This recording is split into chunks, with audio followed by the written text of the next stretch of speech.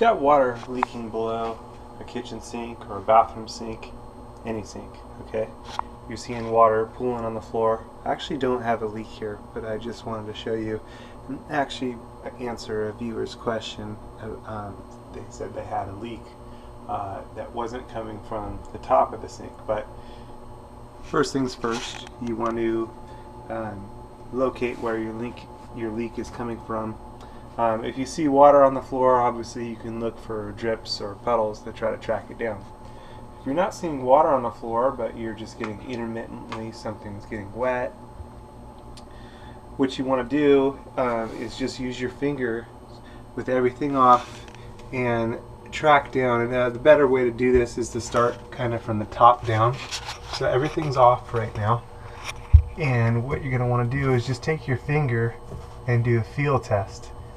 Feel from the top nut here, from the top of the supply line, and the same, and trace it down. Now we can rule out that hot side, okay?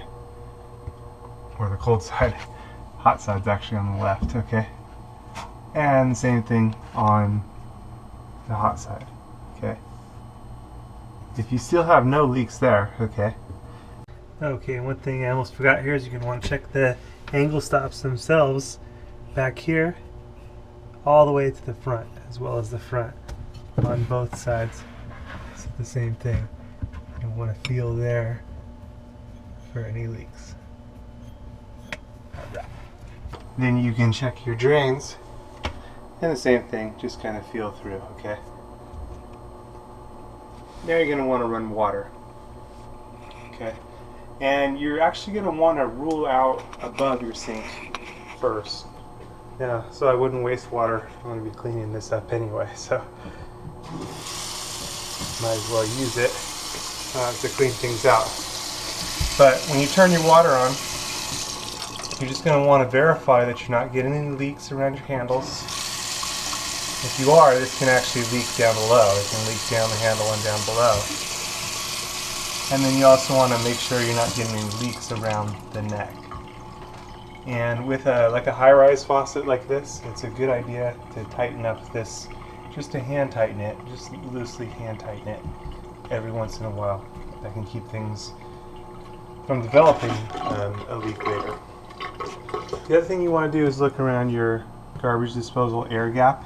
If you're seeing signs of calcium deposits, it may be a clogged disposal drain line. You can check out my video for how to clear clogged disposal drain line, but that can actually be where your leak is coming from.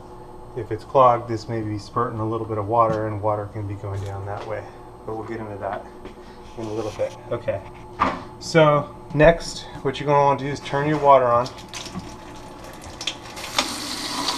and then down below you're just going to repeat the test. You're going to feel all the way on all the connections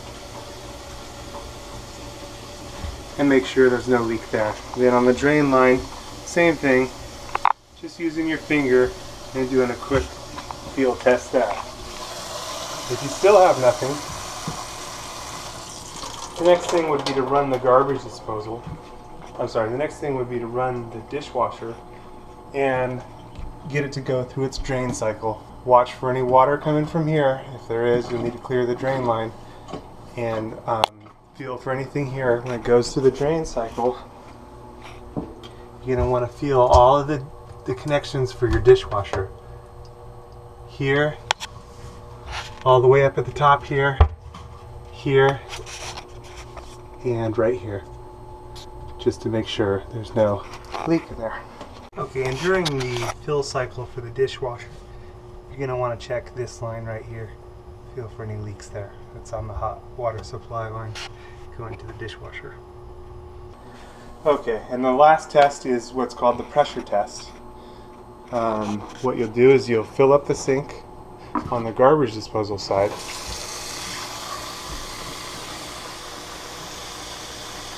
And then you're going to drain it. Now, while that's going, you can feel around the bottom here to make sure you're not getting a leak from the drain itself. And you could also check this one on the sink basin side for the same thing. And you can also watch this for any cracks or any leaks here. So you can do a pressure test both on the disposal side as well as on this side. And doing a pressure test will better test this gasket on the sink basin side as well. So once your water is filled up, what you're going to do is turn on your disposal and then pull the plug.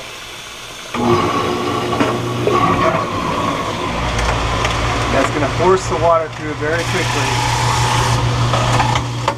I can hear something in my disposal.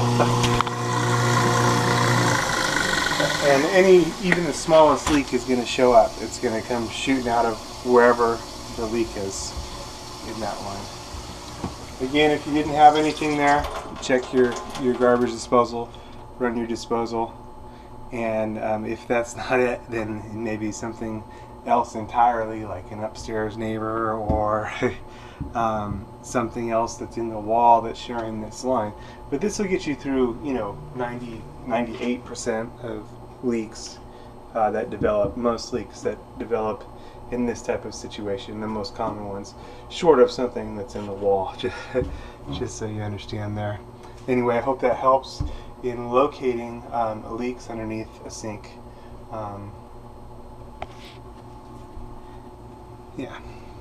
And the other thing you can do is, if it's very, very minor, you might take a paper towel and put it down, like a roll of paper towels. Maybe take 4 or 5 paper towels and put them down below and see where you're getting drips. Sometimes a garbage disposal can develop an internal leak and can leak here. But the paper towel can become like a road map. Gravity's going to work and the drops are going to fall directly below wherever the leak is. So if you've got something intermittent going on, that can help you find it. Anyway, thanks for watching. Code for Maintenance. Over and out.